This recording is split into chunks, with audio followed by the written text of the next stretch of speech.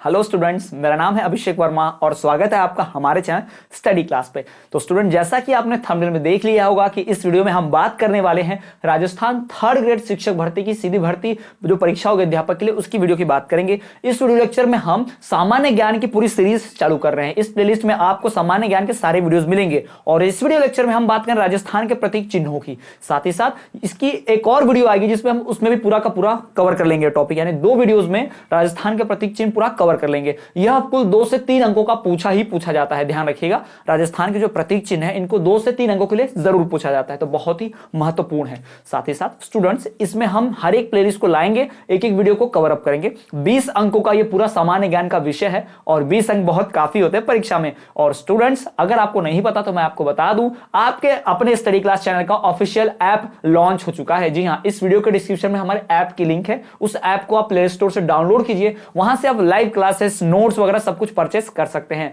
साथ ही साथ दिए गए व्हाट्सएप नंबर पर भी संपर्क करके आप नोट्स परचेस कर सकते हैं। तो स्टूडेंट्स, आज ही जानकारी के लिए इस ऐप को डाउनलोड कीजिए, लाइव क्लासेस भी कर सकते हैं। तो चलिए बिना किसी देरी के शुरू करते हैं आपके इस अपने चैनल पे स्टडी क्लास पे। तो स्टूडेंट, जैसा कि आप सभी जानते हैं कि इसके पहले हमने डीएलएड की भी वीडियोस इस पूरे चैनल पर प्लेलिस्ट बनाई हुई है और अब हम जा रहे हैं रीड के बाद जो सीधी भर्ती, अध्यापक भर्ती जो परीक्षा होती है, जिसमें थर्ड ग्रेड के टीचर्स की जो भर्ती होती है, उस सिलेबस की, उस पूरे पाठ्यक्रम की शुरुआत हम करने जा रहे हैं। इसके पहले ही वीडियो के माध्यम से पूरा सिलेबस पाठ्यक्रम बता चुके हैं। अगर आपने वो पाठ्यक्रम नहीं देखा है तो इस वीडियो के डिस्क्रिप्शन में जाइए, वो पूरा पाठ्यक्रम भी देख लीजिए। और देख लिया है तो बहुत अच्छी बात है। हम आज बात करने वाले हैं राजस्थान के रीड के बाद जो सीधी अध्यापक भर्ती होती है ग्रेड थर्ड की, उसके सिलेबस की शुरुआत आज हम करने जा रहे हैं इस वीडियो से, जिसमें हम बात करेंगे राजस्थान के सामान्य ज्ञान की। जी हां, इस इकाई 3 के राजस्थान के सामान्य ज्ञान की बात करेंगे। सामान्य ज्ञान की ही बात क्यों कर रहे हैं हम, और इसकी शुरुआत इसी से क्यों कर रहे हैं इस वीडियो की, क्योंकि मैं आपको बता दूं कि अगर रीड की परीक्षा जो देते हैं, कई छात्र ऐसे हैं जो राजस्थान के बाहर के राज्यों के भी हैं, मध्य प्रदेश, छत्तीसगढ़, है ना, और कई ऐसे भी होते हैं जिन्हें अभी राजस्थान के बारे में ज्यादा नहीं पता है। अगर आपको इस पाठ्यक्रम के बारे में, इन सब चीज के बारे में अगर जीरो जानकारी भी है, फिर भी आपको घबराने की जरूरत नहीं है। इस वीडियो लेक्चर में आपको सब कुछ मिलेगा। जी हां, हमारे चैनल पर आपको पूरी प्ले सीरीज होगी, लिस्ट होगी, जिसमें हर टॉपिक पे बात की जाएगी बहुत ही डिटेल में। रोजाना वीडियोस अपलोड होंगी और एक साथ नहीं, जैसे बाकी चैनल पे एक साथ अपलोड हो जाती है तो आपको पढ़ने में दिक्कत होती है। यहां आप डेली टास्क बना के डेली 1-2 वीडियो अपलोड होंगी, जिसमें आप क्या कर सकते हो, डेली पढ़ाई कर सकते हो।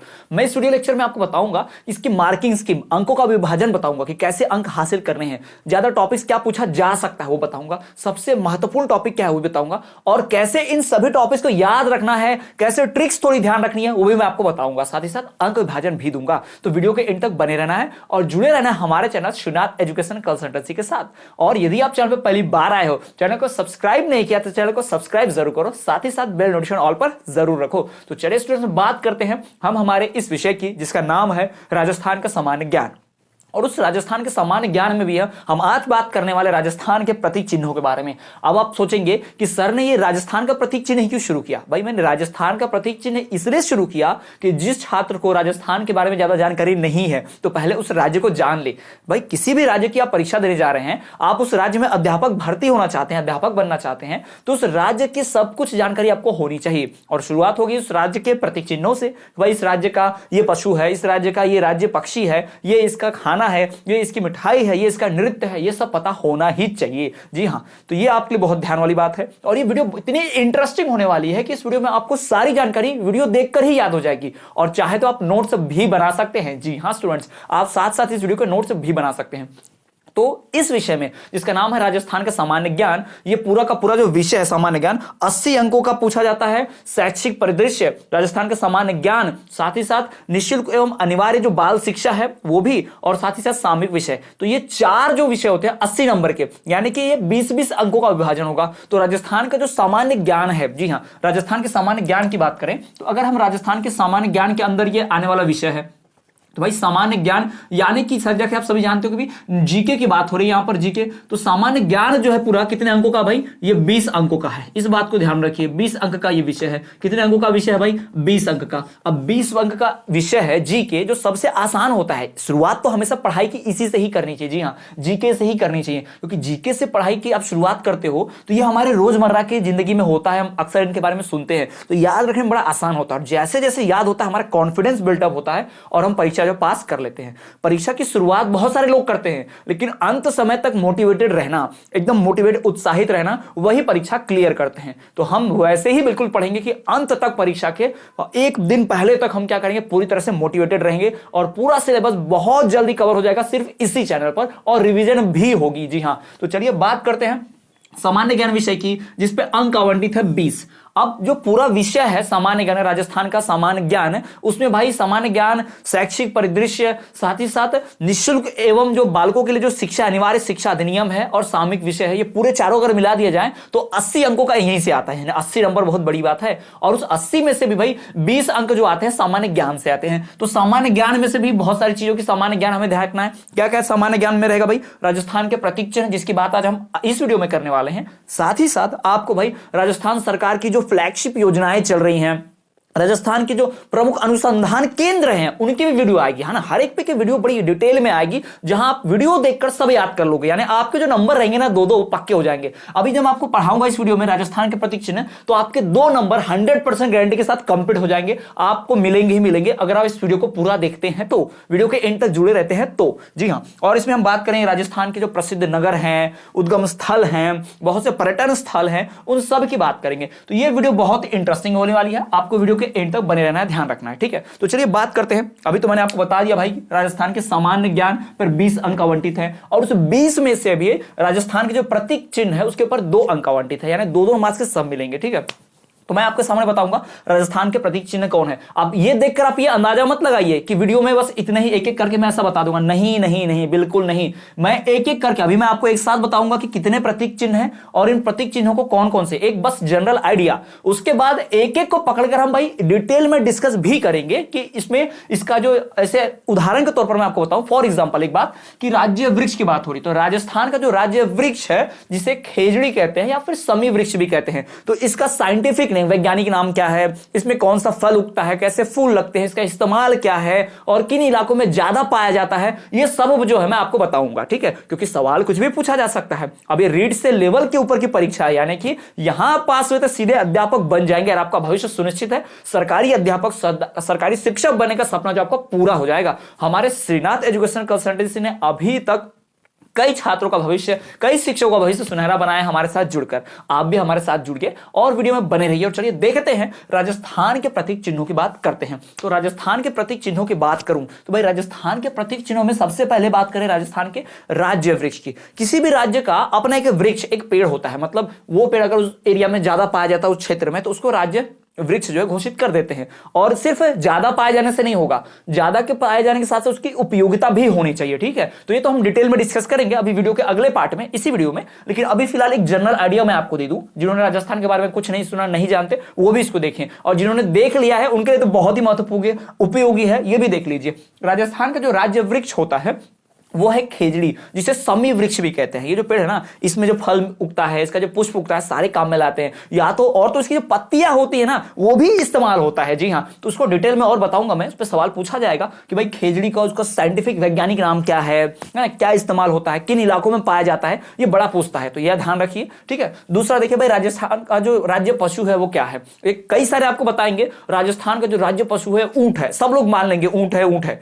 भाई राजस्थान का पशु जो है, पशु भी तो 2 प्रकार के होते हैं ना, एक जंगली पशु और एक पालतू पशु। पशु भी तो 2 प्रकार के होते हैं। तो उसी प्रकार राजस्थान का जो राज्य पशु है, अगर पालतू दृष्टि से देखें, यानी पालतू पशुओं की दृष्टि से देखें, उस श्रेणी में देखेंगे तो पालतू में भाई ऊंट है, ऊंट को पालते हैं। और ऊंट को तो रेगिस्तान का जहाज भी कहा जाता है, ये भी जानते हो ना, शिप ऑफ द डेजर्ट जी। उसके बाद भाई चिंकारा की बात होती है, चिंकारा जिसे ब्लैक बक कहा जाता है। तो ये जो चिंकारा होता है, हिरन जैसा दिखता है, हिरन ही होता है एक्चुअल में, आपने देखा भी होगा। ये वही चिंकारा है जिसके शिकार में सलमान खान को जेल हो गई थी। आप जानते हैं सलमान खान पे अभी भी केस चल रहा है। सलमान खान आज भी कोर्ट में पेशी होती तो जाना पड़ता है, क्योंकि इसके शिकार में उनका नाम था, मुख्य आरोपी वही थे, ठीक है। तो ये राजस्थान का पालतू पशु की बात करें तो भाई कौन सा है, ऊंट।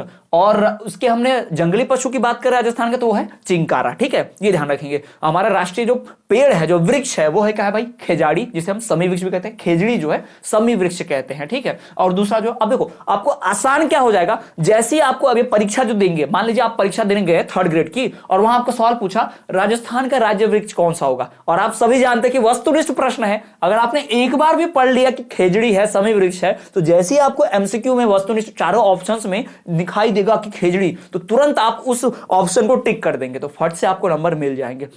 तो एक बार भी पढ़ना और उसको ध्यान में रखना बहुत जरूरी होता है, रटने की एकदम आवश्यकता नहीं है। आप इसको अगर पढ़ लोगे ना तो अपने आप आपके दिमाग में छपते चलेगा, ठीक है। तो राज्य वृक्ष जो है वो खेजड़ी है, जिसे समी वृक्ष कहते हैं। राज्य पशु जो है दो होते हैं राज्य पशु, चिंकारा और ऊंट। ऊंट पालतू के श्रेणी में आता है, चिंकारा जंगली के श्रेणी में आता है। अब बढ़ते तीसरा, इसका जो राज्य पक्षी कौन सा है, तो भाई राज्य पक्षी जो है इसका वो है गोड़ावड़, जिसे ग्रेट इंडियन बस्टर्ड भी कहते हैं। क्या कहते हैं उसे? ग्रेट इंडियन बस्टर्ड कहते हैं। और हमारे आम भाषा राजस्थानी भाषा में इसे गोड़ावड़ भी कहते हैं, हिंदी राजस्थानी में गोड़ावड़ कहते हैं। इसे ध्यान रखिए, राज्य पक्षी गोड़ावड़, जिसका दूसरा नाम जो है ग्रेट इंडियन बस्टर्ड भी कहा जाता है, ठीक है। अगला देखिए भाई, राज्य पुष्प, राज्य फूल जो होता है ना, पुष्प कौन सा है, तो हमारा स्टेट फ्लावर जो है वो है रोहिड़ा। क्या फल है भाई इस फ्रूट, सॉरी माफ कीजिएगा, इस पुष्प का, इस फूल का नाम जो है रोहिड़ा है, ध्यान रखिएगा। गोड़ावड़ पक्षी है और रोहिड़ा जो है ये हमारा क्या है, पुष्प है, फूल है। फिर राज्य नृत्य की बात करें, हमारे राज्य का नृत्य सबको पता ही होगा, घूमर, नहीं जानना है, घूमर बहुत फेमस है। इवन पूरे भारत में, पूरे भारतवर्ष में सभी जानते हैं कि राजस्थान का जो राज्य नृत्य है घूमर बहुत प्रसिद्ध है, ठीक है। जैसे गुजरात में भाई डांडिया गरबा बड़ा फेमस है, महाराष्ट्र में लावनी फेमस है ना, उसी प्रकार से हमारे यहाँ भाई यहाँ पर घूमर जो है राज्य नृत्य जो फेमस है।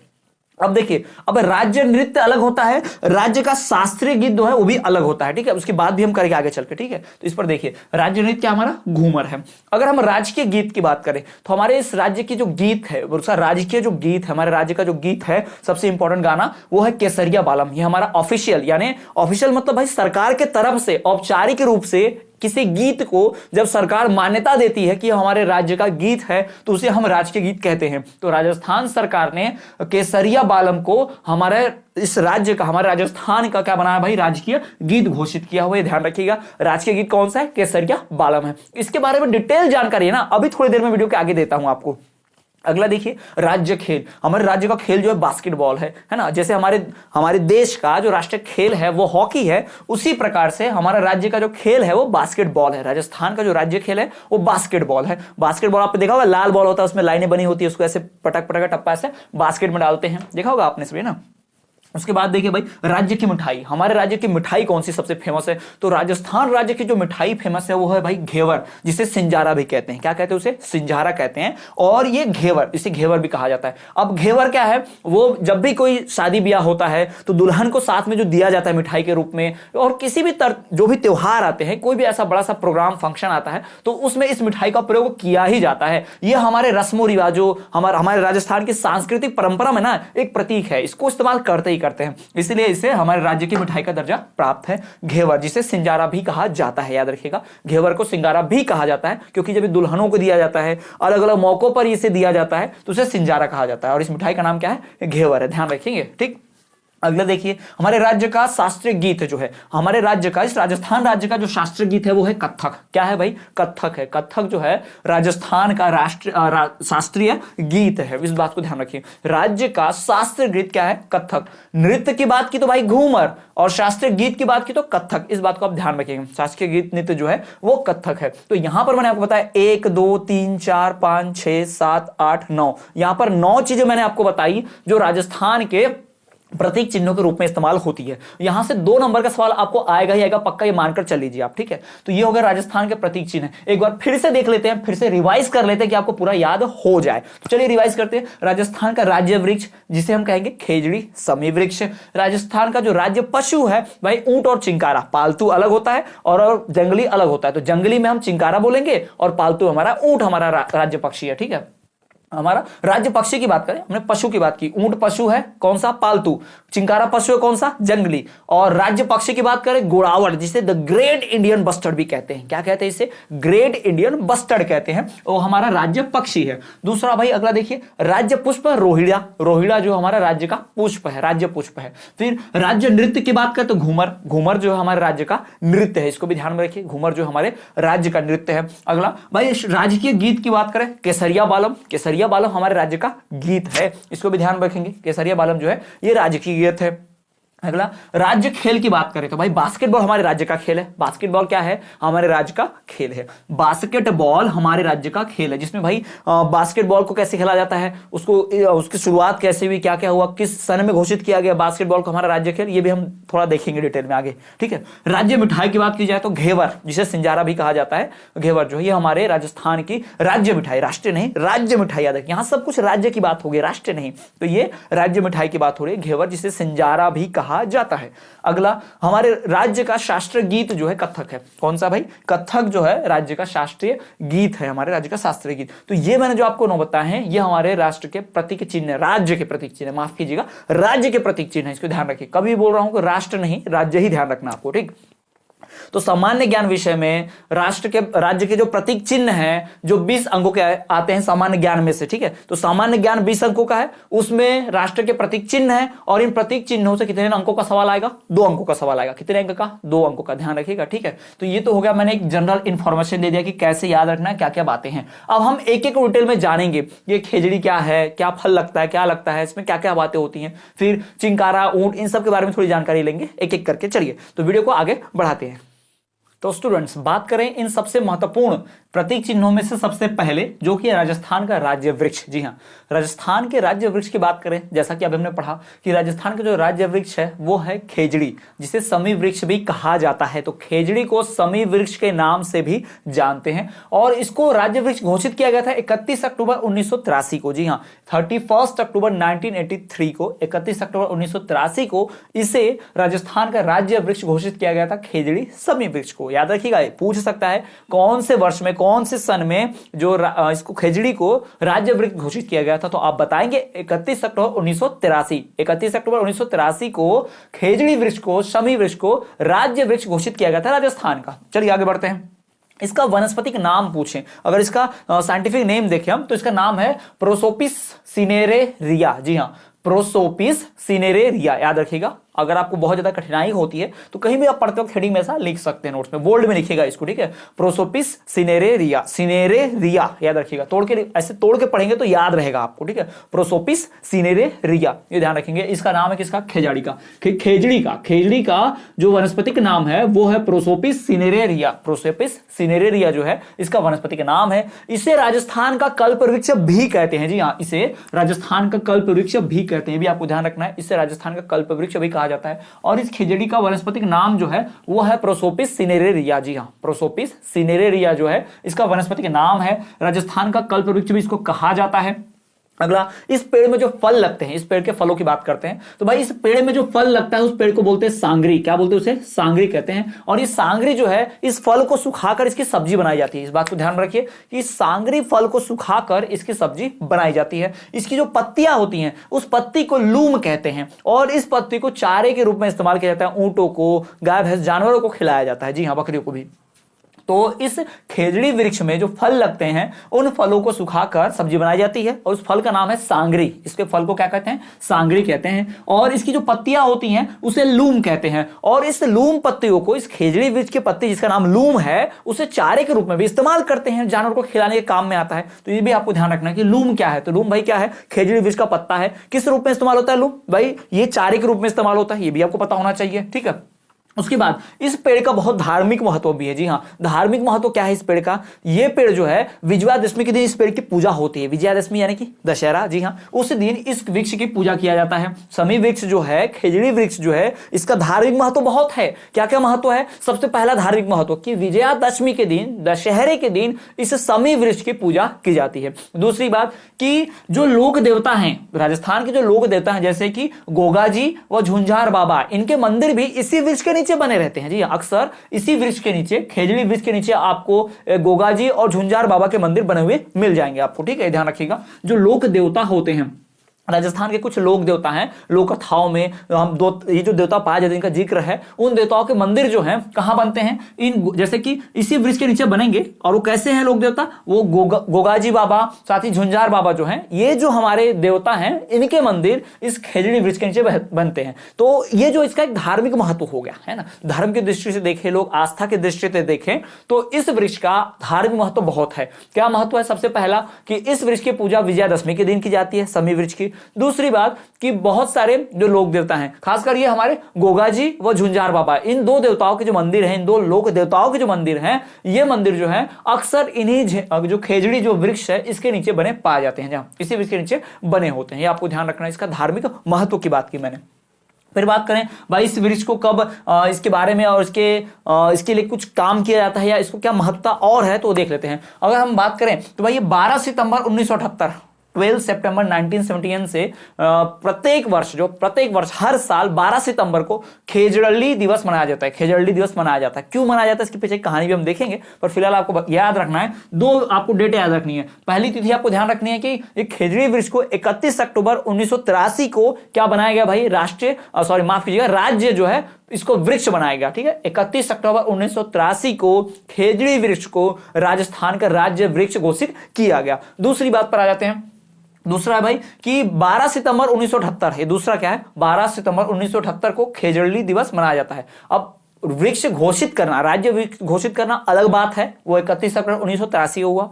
और इस वृक्ष के उपलक्ष्य में, इस वृक्ष की खासियत के लिए, इसे धन्यवाद के लिए, इसके स्मृति के रूप में खेजड़ली दिवस मनाया जाता है। क्यों मनाया जाता है, कब मनाया जाता है, 12 सितंबर 1978 क्यों मनाया जाता है उसकी बात कर लेते हैं। क्या हुआ था, जोधपुर का एक खेजड़ली गांव में, पूरी कहानी सुनाता हूं। जोधपुर में खेजड़ली गांव है, 1730 ईस्वी पूर्व में उस गांव में क्या हुआ, बहुत सारे ऐसे लोग थे जो सरकार और वो बाकी जो लोग थे वहां पे, जो वहां की कह सकते हैं आप, वहां के जो प्रशासनिक लोग थे वो वहां के आसपास के पेड़ों को काट कर वहां पे कुछ निर्माण करना चाहते थे और अपने कार्यों के लिए इस्तेमाल करना चाहते थे। लेकिन उस खेजड़ी गांव के लोगों ने उनके खिलाफ लोहा लिया, उनसे लड़े, उनके खिलाफ हथियार उठाए और वृक्षों को काटने से रोका। जी हाँ, और इसी चक्कर में, इसी आपाधापी में भाई 363 नर नारी यानी जो व्यक्ति थे, लोग जो थे, उसमें आदमी औरतें सभी शामिल थे, महिला पुरुष, तो 363 लोग, 363 लोगों ने अपने प्राणों की आहुति दे दी। जी हाँ, इनके प्राण चले गए, यानी लड़ते वक्त पेड़ों को बचाने के लिए जब वो वृक्ष काटने वालों से लड़े तो इनकी जान भी चली गई। तो इन्हीं के रूप में, इनको ही याद करके, इनकी श्रद्धांजलि के रूप में, इनकी दी गई कुर्बानी को अमर बनाने के लिए सरकार जो है हर साल यहां पर लोगों द्वारा, स्थानीय लोगों द्वारा, सरकार की मदद से यहां पर मेला लगाया जाता है। पूरी दुनिया का एकमात्र, पूरे विश्व में एकमात्र वृक्ष मेला, जो कहीं भी वृक्ष मेला नहीं लगता।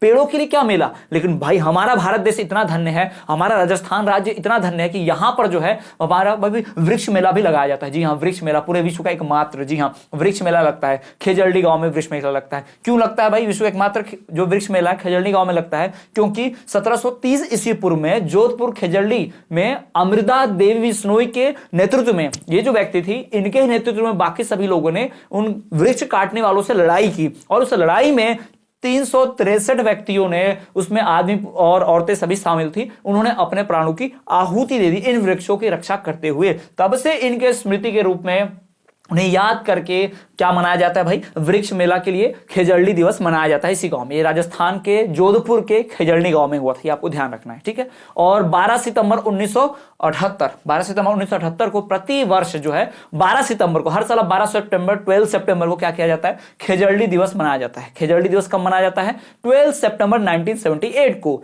खेजड़ी वृक्ष को कब राज्य वृक्ष घोषित किया गया, 31 अक्टूबर 1983 को। ये भी ध्यान रखेंगे आप, 31 अक्टूबर 1983, 31 अक्टूबर 1983 को इस वृक्ष को राज्य वृक्ष जो घोषित किया गया था। तो ये आप इस वृक्ष के बारे में जान सकते हैं, प्रोसोपिस सिनेरेरिया। प्रोसोपिस सिनेरेरिया इसका वनस्पति का नाम है भाई। इसको राजस्थान का कल्प वृक्ष भी कहते हैं ना। तो चलिए थोड़ा सा एक बार और रिवाइज कर लिया जाए कि हमने इस वृक्ष के बारे में क्या क्या पढ़ा। सबसे पहली बात, इस वृक्ष यानी राजस्थान का जो राज्य वृक्ष है जिसका नाम है खेजड़ी समी वृक्ष, यह 31 अक्टूबर 1983 को, कब, 31 अक्टूबर 1983 को इसे राजस्थान का राज्य वृक्ष घोषित किया गया था। दूसरी बात, इसका जो वनस्पति का नाम है वो है प्रोसोपिस सिनेरेरिया। वनस्पति का नाम क्या है इसका, प्रोसोपिस सिनेरेरिया इसका वनस्पति का नाम है, आपको ये भी ध्यान रखना है। इस वृक्ष का जो वनस्पति का नाम है वो है प्रोसोपिस सिनेरेरिया। अगली बात करते हैं, अगला भाई, इसको राजस्थान का कल्प वृक्ष भी कहते हैं। क्या कहते हैं इसे, राजस्थान का इसे कल्प वृक्ष भी कहा जाता है, इसे भी ध्यान में रखिएगा। और इसका जो फल होता है, इस फल को भाई सांगरी बोलते हैं। क्या बोलते हैं, सांगरी। और इस फल को सुखा कर ना, इसको सब्जी के रूप में इस्तेमाल करते हैं। इस फल को सुखा के सब्जी के रूप में इस्तेमाल करते हैं। इसकी जो पत्तियां होती हैं, उन पत्तियों को लूम कहा जाता है और इन पत्तियों को चारे के रूप में इस्तेमाल किया जाता है। जैसा कि आप जानते हैं, राजस्थान का परिदृश्य की बात करें, भौगोलिक स्थिति की, तो राजस्थान में बहुत ज्यादा वनस्पतियां नहीं पाई जाती, पाई तो जाती हैं लेकिन वो वनस्पतियां जो होती हैं वो मरुस्थलीय होती हैं, यानी उनमें पत्तियों की कमी होती है, यानी इस इलाके में, राजस्थान से इलाके में पशुओं के लिए चारे की थोड़ी कमी है, तो जो भी वृक्ष होते हैं, जो भी चीजें मिल जाती हैं, उनको ही चारे के रूप में अधिकतर इस्तेमाल में लाया जाता है। तो ये बहुत अच्छी बात है। तो वही ध्यान रखना हमें कि इसका जो फल है सांगरी, उसको सुखाकर सब्जी के रूप में इस्तेमाल करेंगे। इसकी जो पत्तियां हैं, जिसे लूम कहते हैं, इसे चारे के रूप में इस्तेमाल करते हैं। फल इंसानों के खाने के काम में आ रहा है, पत्तियां जो है वो जानवरों के, पशुओं के खाने के काम में आ रहा है। और इसके धार्मिक महत्व की बात करें तो भाई धार्मिक महत्व में कि विजयादशमी के दिन इस खेजड़ी वृक्ष की पूजा की जाती है, समी वृक्ष की पूजा की जाती है। किस दिन? विजयादशमी, दशहरे के दिन। ठीक। और इसके जो इस वृक्ष की खासियत यह है कि इस वृक्ष के नीचे ही कुछ लोक देवता जैसे कि गोगा जी और झुंझार बाबा, इन देवताओं के मंदिर जो है बने होते हैं इसी वृक्ष के नीचे। जी हाँ, ये लोक देवता गोगा जी और झुंझार बाबा के जो मंदिर है इसी वृक्ष के नीचे बने होते हैं। तो इसका धार्मिक महत्व हो गया विजयादशमी को पूजा करना, और दूसरा लोक देवता जैसे कि झुंझार बाबा, और किसकी बात होगी भाई यहाँ पर? हमारे गोगा जी की। तो ये इनको मंदिर भी जो होंगे इसी वृक्ष के नीचे बने होते हैं, आपको ध्यान रखना है। उसके बाद 12 सितंबर 1978 को इस दिन को ही क्या हर साल जो है स्थानीय और सरकार की मदद से क्या कहते हैं, खेजड़ी दिवस मनाया जाता है। अभी 12 सितंबर को खेजड़ी दिवस क्यों मनाते हैं? क्योंकि हुआ क्या था, वृक्ष देखिए 1730 ईस्वी पूर्व में जोधपुर के खेजड़ी गांव में क्या हुआ था, एक बार वहां का जो प्रशासन है, वहां के जो लोग थे, वहां के लोकल लोग, जो वहां के स्थानीय लोग हैं, उनसे उनका आमना सामना हुआ। किस बात को लेकर? वो लोग आए थे वृक्ष को काटने, खेजड़ी वृक्ष को काटने के लिए आए थे। तो यहां पर अमृता देवी जो विश्नोई हैं, उनके नेतृत्व में लोगों ने उन लोगों से टक्कर ली, उनको मार भगाया और उन्होंने खेजड़ी वृक्ष को काटने नहीं दिया। तब से, और इसमें 363 लोगों की मृत्यु भी हुई। जी हाँ, उनका बलिदान जो हुआ, उनको शहादत मिली, इतने लोग जो है कुर्बान हो गए इन वृक्षों की रक्षा के लिए। तो इसलिए इस दिन को अमर बनाने के लिए, उनके श्रद्धांजलि देने के लिए उनको ये जो खेजड़ी दिवस है ये मनाया जाता है। कहां पर भाई? राजस्थान के जोधपुर के खेजड़ी गांव में मनाया जाता है। 12 सितंबर 1978 से शुरू हुआ था, तो हर साल 12 सितंबर को यह मनाया जाता है। तो ये आपको ध्यान रखना है। तो ये मैंने पूरा बता दिया राजस्थान की जो राज्य वृक्ष खेजड़ी है, जिसे समी वृक्ष कहा जाता है, जिसका वनस्पतिक नाम प्रोसोपिस सिनेरेरिया है। भाई 31 अक्टूबर को घोषित किया गया था 1983 में, उसी वृक्ष की बात है। तो आई होप कि आपको पूरा समझ में आ गया, अब इस पूरे वृक्ष के बारे में पता चल गया होगा। अब इस वृक्ष से जुड़ा हुआ एक भी सवाल नहीं बचा, कोई भी सवाल पूछ दे भाई आप उसको फटाफट सॉल्व कर पाएंगे। कई भाषाओं में इसके अलग अलग नाम भी हैं, जैसे कि इसको कई भाषाओं में से बिन्ना बिन्नी है ना, समी और कई नामों से जाना जाता है। तो उतना भी ज्यादा ध्यान नहीं रखना आपको, लेकिन इतना जरूर ध्यान रखिएगा, ये जितना मैंने बातें लिखी यहाँ पर आप बहुत इंपॉर्टेंट है, लिख सकते हैं। इस वीडियो को आप रोक कर भी इन नोट्स को पूरा लिख सकते हैं, कॉपी पढ़ने में बहुत आसानी होगी आपके लिए। चलिए अब बात करेंगे राजस्थान के दूसरे प्रतीक चिन्ह की। तो स्टूडेंट्स, अगर हम बात करें राजस्थान के दूसरे प्रतीक चिन्हों की, तो उसमें हम बात करेंगे भाई हमारे राजस्थान के राज्य पशुओं के बारे में। तो राजस्थान के राज्य पशु की बात करें तो इसमें चिंकारा व ऊंट आपको दो देखने मिलेंगे। जी हाँ, राजस्थान का जो राज्य पशु है वो दो श्रेणियों में बांटा गया है। पहला श्रेणी जो है वो पालतू पशु का है, दूसरा श्रेणी जो है वो जंगली पशु का है। तो पालतू पशु में राजस्थान के राज्य पालतू राज्य पशु की बात करें तो भाई ऊंट आएगा, और हम जंगली पशु की बात करें, राज्य जंगली पशु की बात करें तो उसमें चिंकारा आएगा। ठीक है, तो सबसे पहले हम चिंकारा के बारे में बात करेंगे। चिंकारा के बारे में बहुत ज्यादा डिटेल इसमें इंफॉर्मेशन याद नहीं रखनी है, थोड़ी सी रखनी है, वो बात करेंगे। और ऊंट के बारे में थोड़ा ज्यादा जानकारी रखनी है, क्योंकि ऊंट तो ऑलरेडी इतना प्रसिद्ध है कि उसके बारे में कई जानकारी हमको मिलेंगी। ठीक है, तो पहले हम बात करेंगे यहाँ पर भाई चिंकारा के। ठीक है, तो देखिए यहां पर चिंकारा की, तो चिंकारा का सबसे पहले किसी भी चीज का अगर जीव जंतु या पेड़ पौधों की बात हो तो भाई आप ध्यान रखिए उसका वैज्ञानिक नाम, उसका उपनाम आपको पता होना चाहिए। ठीक है, तो भाई चिंकारा का जो वैज्ञानिक नाम है वो है गजेला बेनेटी। जी हाँ, क्या नाम है इसका? गजेला बेनेटी। जी हाँ, इसे गजेला बेनेटी भी कहते हैं। ठीक है, ये आप इसका नाम है, वैज्ञानिक नाम है। चिंकारा का जो वैज्ञानिक नाम है वो गजेला बेनेटी है, इसको ध्यान रखिएगा, इसका जो वैज्ञानिक नाम है। ठीक है, इसका वैज्ञानिक नाम है गजेला बेनेटी, ध्यान रखेंगे। उसके बाद इसके उपनाम की बात करें, इसको प्यार से क्या बुलाया जाता है, अक्सर किस नाम से फेमस है, तो वो है भाई छोटा हिरण। किस नाम से? छोटा हिरण। इसे छोटा हिरण के नाम से ज्यादा जाना जाता है, ज्यादा फेमस है उस नाम से। ठीक है, चिंकारा का वैज्ञानिक नाम गजेला बेनेटी, इसका उपनाम जो है वो छोटा हिरण, और यह एंटीलोप प्रजाति का है। जी हाँ, एंटीलोप प्रजाति का है। एंटीलोप प्रजाति क्या होता है? वो हिरण जिनकी टांग एकदम पतली पतली सी रहती हैं। ठीक है, इनके सींग भी होते हैं, वो उसी प्रजाति का है। तो ये थोड़ा सा ऊपर में ब्लैक रहेगा और नीचे से व्हाइट रहेगा, इसे इसको ब्लैक बग भी कहा जाता है, अक्सर फेमस है ना। इसी की बात मैं आपको बता रहा था। इसी के शिकार के मामले में सलमान खान जो है जेल गए हुए थे, और अभी भी उनके ऊपर केस चलता है। उस समय हम साथ साथ हैं ऐसी फिल्म की, मूवी की शूटिंग हो रही थी, और उसी दौरान इसका शिकार किया गया था। गांव वालों ने देखा, वहां गांव वाले जो होते हैं, राजस्थान के जो गांव क्षेत्रों में, ग्रामीण क्षेत्रों में जो लोग हैं, वो अपने वन्य जीवों को, वन संसाधनों की रक्षा भी करते हैं और बाहरी लोगों से बचाते हैं। तो इसके लिए बहुत जागरूक हैं। इसके लिए राजस्थान के लोगों की तारीफ जितनी की जाए उतनी कम है, तारीफ होनी चाहिए, क्योंकि भाई ये लोग ना प्राकृतिक संसाधनों का बेकार में इस्तेमाल तो बिल्कुल नहीं करेंगे, साथ ही साथ उनकी रक्षा भी करेंगे, ना उसे बहुत ज्यादा जरूरत से ज्यादा नुकसान पहुंचाएंगे उसे, बल्कि उसकी रक्षा करते हैं। तो ये बहुत बड़ी बात देखने में नजर आती है। भारतवर्ष में से कई जगह मिल जाएंगे। गुजरात में भी जंगलों में जो शेर होते हैं उनकी रक्षा, उनको ना नुकसान पहुंचाना, ये गिर जो वन है ना, वहां के आसपास के रहने वाले जो लोग हैं वो लोग करते हैं। तो उसी प्रकार से राजस्थान में भी जो है यहाँ के स्थानीय लोग जो है यहाँ के वन्य संपदा का ख्याल रखते हैं। ये हमें ध्यान रखना है। सरकार को इनका बहुत सहयोग मिलता है, इनके सहयोग से ही जो है राजस्थान में वन संपदा जो है बच रही हुई है। तो वहां के लोगों ने कंप्लेंट कर दी, इन लोगों ने शिकायत की, पुलिस ने रिपोर्ट देखी और जांच पड़ताल की। इसमें तो कुछ लोगों को नामदर्ज बनाया गया और एफआईआर दर्ज की गई। और वैसे भी राज्य पशु घोषित है। अब राज्य पशु का आप हत्या करोगे तो वो तो ऐसे ही पाप है, क्राइम है, ठीक है। तो ये कानूनन जुर्म था और उनके ऊपर केस हो गया और उन्हें सजा भी हुई, जेल में भी रहना पड़ा और उनके ऊपर बहुत पीछे पड़े हुए बहुत सारे लोग। तो राजस्थान के जो वहां का समाज है, वहां के जो समुदाय है, वो इस बात से खासा नाराज था कि कोई बाहरी व्यक्ति आ रहा है, हम उसे पिक्चर की शूटिंग करने दे रहे हैं और हमारी संपदा का नुकसान करके उसे जीव हत्या करके उसे खा रहे हैं। ये बहुत बुरी बात थी, ठीक है। तो ये तो एक साइड हट के नॉलेज था, ठीक है। आगे देखिए, इसका नाम जैसा हमने बताया, वैज्ञानिक नाम गजेला बेनेटी, इसका उपनाम छोटा हिरण और ये एंटीलोप प्रजाति का है। सन 1981 में इसे राज्य पशु का दर्जा मिला। जी हाँ, सन 1981 में इसे राज्य पशु का दर्जा दे दिया गया कि हमारे राज्य का पशु है, ये एनिमल है, हमारा स्टेट एनिमल, हमारे राज्य का पशु है, इसका दर्जा मिल गया। फिर इस पशु को कहां देखा जाएगा? राजस्थान के जयपुर में नाहरगढ़ में अभ्यारण्य है, चिंकारा का अभ्यारण्य है, जहां पे ढेर चिंकारा है, खूब भर भर के बाद देखने मिल जाते हैं। वो चिंकारे के लिए प्रसिद्ध है। जी हाँ, जयपुर का नाहरगढ़ अभ्यारण्य, अभ्यारण्य मतलब वाइल्ड लाइफ सेंचुरी, वन्य जीव अभ्यारण्य जिसे कहते हैं, जहां प्राकृतिक रूप से जानवरों को, पेड़ पौधों को संरक्षित किया जाता है। इस पूरे एरिया को घेर के संरक्षित कर देते हैं। जो वन रक्षक होते हैं, फॉरेस्ट ऑफिसर, वो सब उसका ख्याल रखते हैं, है ना। शिकार करना मना होता है वहां पे, निर्माण, वहां पे रहना, ये सब कुछ मना ही होती है, ठीक है। सरकार की परमिशन से, आज्ञा से ही घूमने के लिए सफारी, जंगल सफारी, है ना, घूमने जा सकते हैं जीप वगैरह में बैठ के, आपने देखा होगा, ठीक है।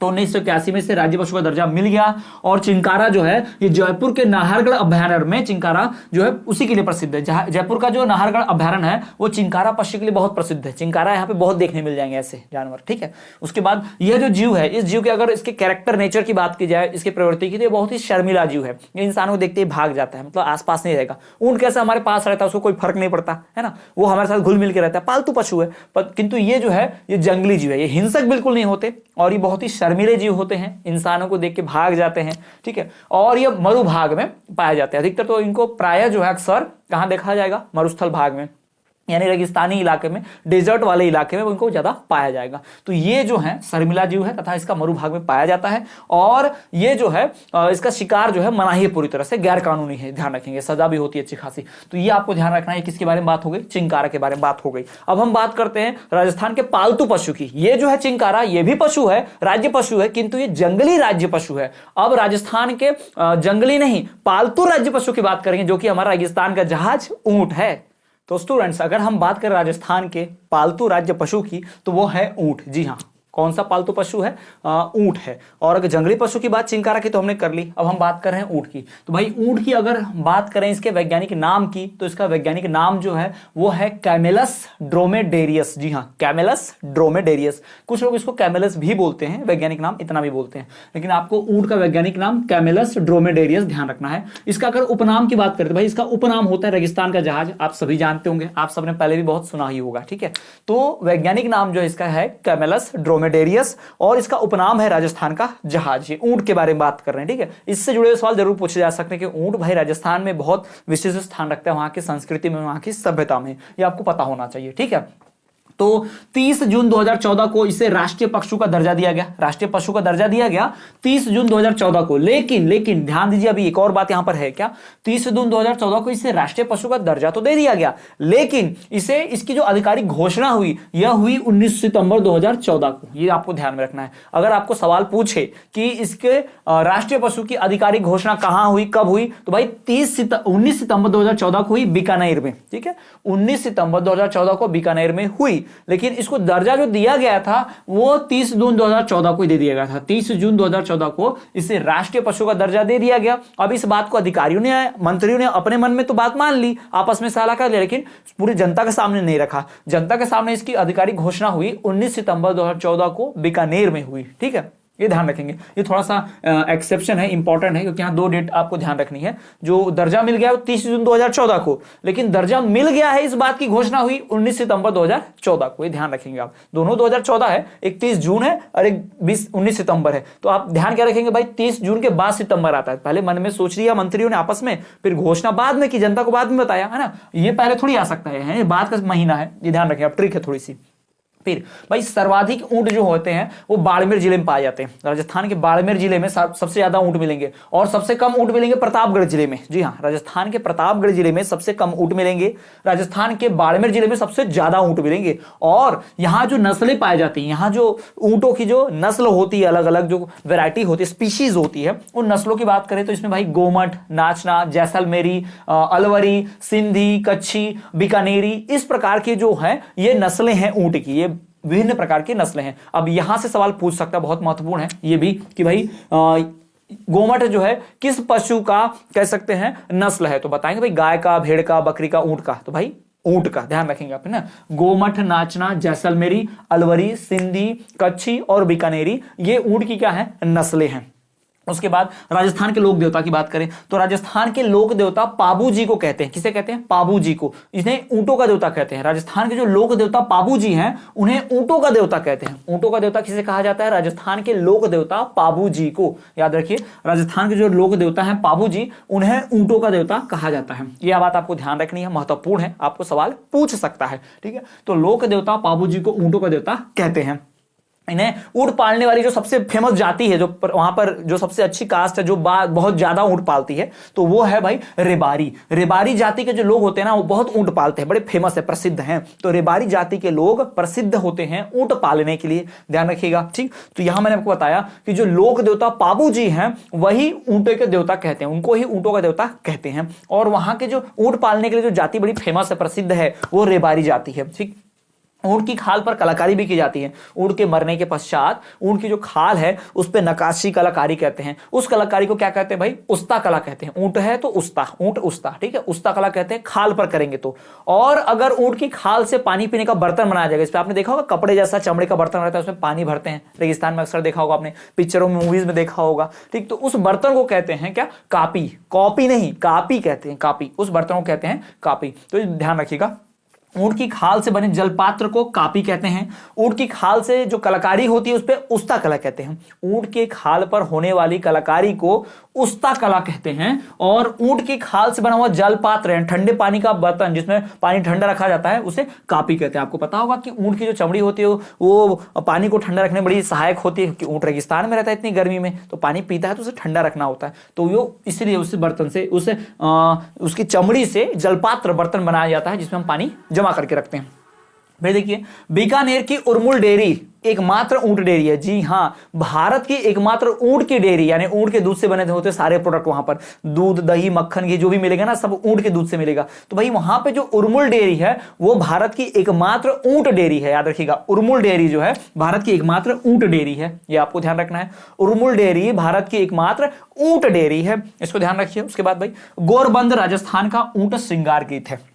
गोरबंद जो है, गोरबंद वो राजस्थान का एकमात्र ऊंट श्रृंगार गीत है। ऊंटों का श्रृंगार गीत की बात करें तो गोरबंद जो होता है वो राजस्थान के एकमात्र क्या है, श्रृंगार गीत है। इसको आप ध्यान में रखेंगे, ठीक है। तो ये मैंने बताया भाई ऊंटों के बारे में। चलिए एक बार फिर से रिवाइज कर लिया जाए क्या क्या हमने ऊंटों के बारे में पढ़ा। सबसे पहली बात, राजस्थान के भाई राज्य पशु दो हैं, दो श्रेणियों में बटे हैं। एक राजस्थान का राज्य पशु जंगली वाला, एक राजस्थान का राज्य पशु पालतू पशु। तो जंगली पशु में आएगा भाई चिंकारा, जिसके बारे में हमने बात की इसके पूर्व में ही। और इसके पालतू पशु की बात करेंगे तो उसमें आएगा ऊंट, ठीक है। तो बात कर लेते हैं ऊंट की। तो ऊंट जो होता है उसका वैज्ञानिक नाम है कैमेलस ड्रोमेडेरियस, जी हाँ कैमेलस ड्रोमेडेरियस, ये याद रखें। कैमेलस भी इतना ध्यान रहा तो आप आराम से टिक लगा पाएंगे वस्तुनिष्ठ प्रश्न में, है ना। तो कैमेलस ड्रोमेडेरियस जो है ये ऊंट का वैज्ञानिक नाम है। उसके उपनाम की बात करें तो भाई जो हमारा राजस्थान का राज्य पशु ऊंट है और पालतू में आता है, उसका जो उपनाम है उसे प्यार से रेगिस्तान का जहाज बुलाया जाता है, शिप ऑफ द डेजर्ट। इसे बहुत लोग जानते हैं। अन्य राज्यों में, भारतवर्ष में किताबों में बच्चों को पढ़ाया जाता है, जीके किताबों में ना, ऊंट के बारे में जब भी बताया जाएगा इसे रेगिस्तान का जहाज बोलते हैं, ऐसा कहा जाता है। इसका उपनाम रेगिस्तान का जहाज है। और इसके असली नाम की बात करें तो भाई ऊंट प्रचलन में जो है, इसके साइंटिफिक नेम की बात करें, वैज्ञानिक नेम की, तो कैमेलस ड्रोमेडेरियस, कैमेलस ड्रोमेडेरियस। और इसका उपनाम जो होता है वो रेगिस्तान का जहाज है। फिर बात करते हैं इसको दर्जा कब मिला भाई राष्ट्रीय पशु का, तो 30 जून 2014 को राष्ट्रीय पशु का दर्जा इसे दे दिया गया, लेकिन इसकी आधिकारिक घोषणा नहीं हुई थी। आधिकारिक घोषणा हुई 19 सितंबर 2014 को। कब हुई भाई? 19 सितंबर 2014 को इसकी आधिकारिक घोषणा हुई। ठीक है, ये आपको ध्यान रखना है कि 30 जून को भाई राष्ट्रीय पशु का दर्जा दे दिया, लेकिन आधिकारिक घोषणा बीकानेर में की गई, वो भी 19 सितंबर 2014 को। इसको ध्यान रखेंगे। उसके बाद ऊंट जो है राजस्थान के बाड़मेर जिले में सबसे ज्यादा मिलते हैं। राजस्थान के बाड़मेर जिले में सर्वाधिक ऊंट पाए जाते हैं और सबसे कम जो ऊंट पाए जाते हैं वो प्रतापगढ़ जिले में, राजस्थान के प्रतापगढ़ जिले में सबसे कम ऊंट मिलते हैं। ऊंट की अलग अलग नस्लों की बात करें तो भाई ऊंट की अलग अलग नस्लों में भाई गोमट, नाचना, जैसलमेरी, अलवरी, सिंधी, कच्छी, बीकानेरी, ये जो है ऊंट की नस्लें हैं। कौन कौन सी नस्लें हैं भाई?